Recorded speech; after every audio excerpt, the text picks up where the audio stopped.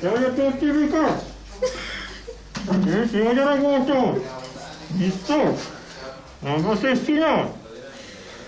Jó, itt gyerekem, de hallottam, hogy figyelmeztél Zolajka. Óvodában nem járt. Tényleg?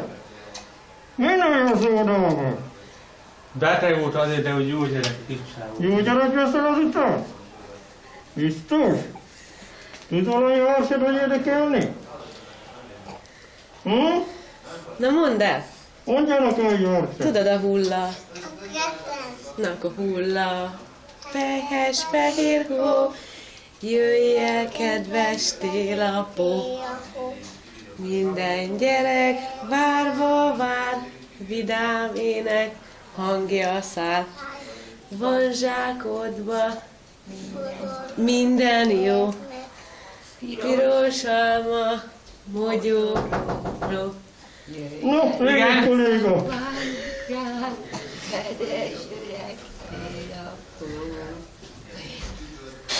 Jó, hogy a Krampuszom. Gyere a Krampus lehet.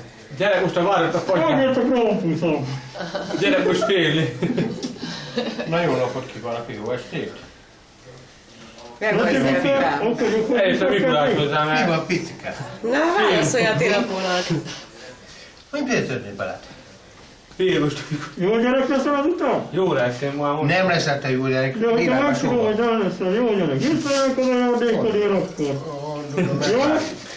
Testék, azt te kapod. Ezt mondom, hogy jó leszel? Hűha, mennyi minden! Mit kell mondani? Na, nagyon szívesen. Beviszed, vagy mi legyen akkor? A Mikulás elmegy mindig többi. Jó van akkor. Köszönöm Jó, a szia, akkor jó. Köszönöm legyen, neki jó? szépen. Vagyok tovább majd. Szia, Tilika! Szia, Mikulás. Jó van.